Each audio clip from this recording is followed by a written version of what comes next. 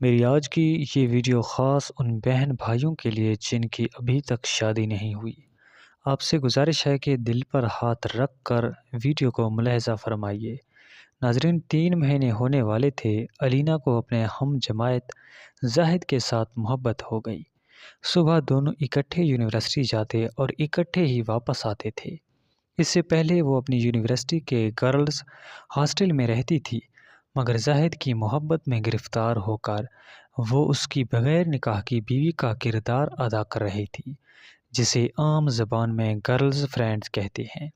علینا کے والدین نے کبھی سوچا بھی نہ ہوگا کہ جس بیٹی پر وہ بھروسہ کر رہے تھے وہ انہی کی کمر میں ایک ایسے لڑکے کے لیے خنجر گھونپ رہی ہے جس سے ملے 6 مہینے بھی نہیں ہوئے تھے۔ اب اس نے گھر سے بھاگنے کا بڑا فیصلہ کر لیا تھا۔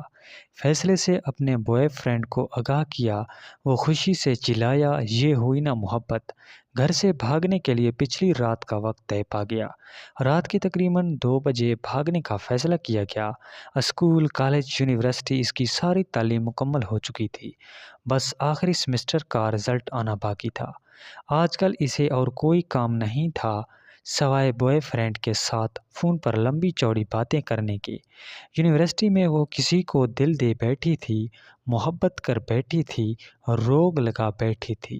پچھلے کچھ دنوں سے اس کا بوائے فرینڈ اس سے گھر سے بھاگ کر شادی کرنے پر قیل کر رہا تھا، محبت کے واسطے لمبی چوڑی دلیلیں گھڑ رہا تھا، اپیلیں کر رہا تھا۔ وہ بالکل پاگل ہو چکی تھی۔ ویسے بھی تو ماں باپ نے بھی میری شادی کرنی ہی ہے، تب بھی تو مجھے گھر چھوڑنا ہی ہے۔ ویسے بھی اب میں میچور ہوں، اعلیٰ تعلیم یافتہ ہوں، عاقلہ بالغہ ہوں، اپنے فیصلے خود کر سکتی ہوں۔ ویسے بھی وہ لڑکا میری محبت ہے، والدین کو بتا بھی دوں تو میری شادی اس سے کبھی نہیں ہونے دے گے، کیونکہ وہ تو میرے لیے میرے کزن کو پسند کرتے ہیں۔ اس نے گھر سے بھاگنے کا بڑا فیصلہ کر لیا تھا۔ فیصلے سے اپنے بوائے فرینڈ کو آگاہ کیا، وہ خوشی سے چلایا، یہ ہوئی نا محبت۔ گھر سے بھاگنے کے لیے پچھلی رات کا وقت طے پا گیا۔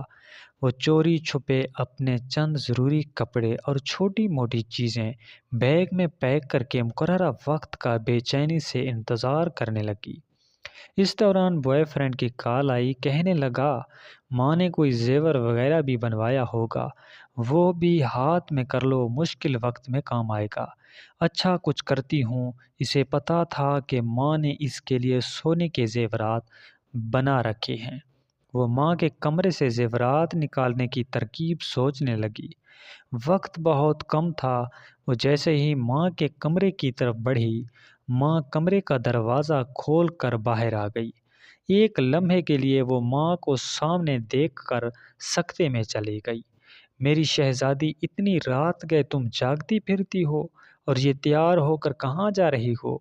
وہی تو بتانے آ رہی تھی، رات کو لیٹ فون آیا تھا، یونیورسٹی والوں نے ایمرجنسی کچھ کام سے بلایا ہے۔ میری کچھ دوست بھی جا رہی ہیں، آپ سو رہی تھی، آپ ڈسٹرب نہ ہو، اس لیے آپ کو اس وقت نہیں بتایا۔ اس نے خود کو سنبھالتے ہوئے جھوٹ گڑھ دیا تھا۔ اچھا تم میرے کمرے میں ہی بیٹھو، میں تمہارے لیے کچھ بنا کر لاتی ہوں۔ ماں کچن میں چلی گئی۔ وہ ماں کے کمرے میں داخل ہوئی۔ بہت اچھا موقع مل گیا ہے، اس نے یہ سوچتے ہوئے جلدی سے پیٹی کا دروازہ کھولا تو سب سے پہلے اس کی نظر اپنے لیے بنے لال رنگ کے بہت پیارے لہنگے پر پڑی، جو اس کی ماں نے خاص طور پر شادی والے دن کے لیے اس کی پسند سے بنوایا تھا۔ ماں اکثر کہتی رہتی تھی، جب میری بیٹی اس سے پہن کر دلہن بنے گی، شہزادی لگے گی۔ شہزادی کو ایک سے بڑھ کر ایک اچھا سوٹ، بہترین بستر، ڈنر سیٹ اور نہ جانے کیا کیا سامنے آ رہا تھا۔ بہت سی قیمتی اور خوبصورت چیزیں تو ایسی تھی جو ماں نے چوری چوری بنا رکھی تھی، جن کا علم اسے آج ہو رہا تھا۔ چیزیں الٹ پلٹ کر دی، آخر زیورات اس نے ڈھونڈ ہی نکالا، لیکن اس کا دل و دماغ چکرا کر رہ گیا تھا۔ زیورات اسے اٹھائے نہیں جا رہے تھے۔ اس نے کمرے میں نظریں دوڑائی تو دیکھا فریج و مشین، برتن، سب کچھ اس کے لیے رکھا پڑا تھا۔ ایک ماں کے کمرے میں ایک دلہن کا مکمل سامان پڑا تھا۔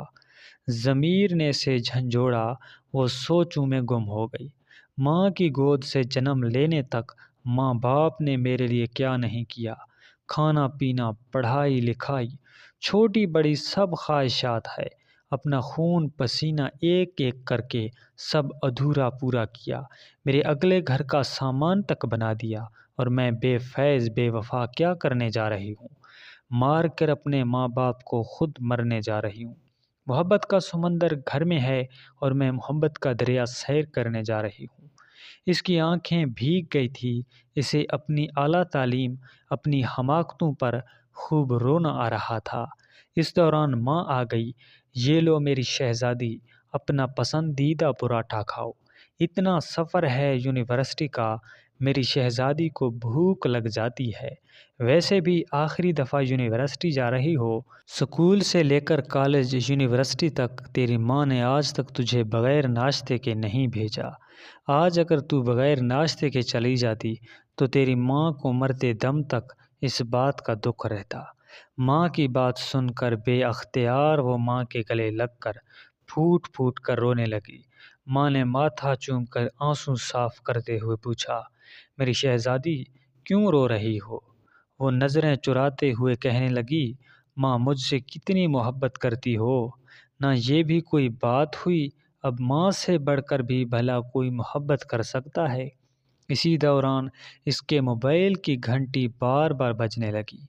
اس نے گھر کی چھت پر جا کر نیچے جھانک کر دیکھا تو ششدر رہ گئی، کیونکہ اس کے بوائے فرینڈ کے ساتھ دو اس کے دوست بھی کھڑے تھے، جو کہ بڑی رازداری سے کہہ رہے تھے کہ لڑکی تم نے ہی پٹائی ہے اور ساری محنت بھی تمہاری ہے، مگر ہم نے بھی تمہارا کافی ساتھ دیا، تھوڑا سا حق ہمارا بھی بنتا ہے۔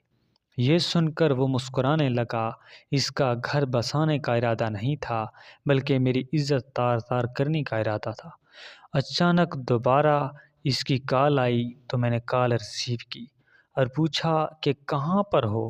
کہنے لگا تمہارے گھر کے گیٹ کے سامنے کھڑا ہوں، جلدی سے زیورات لے کر آ جاؤ۔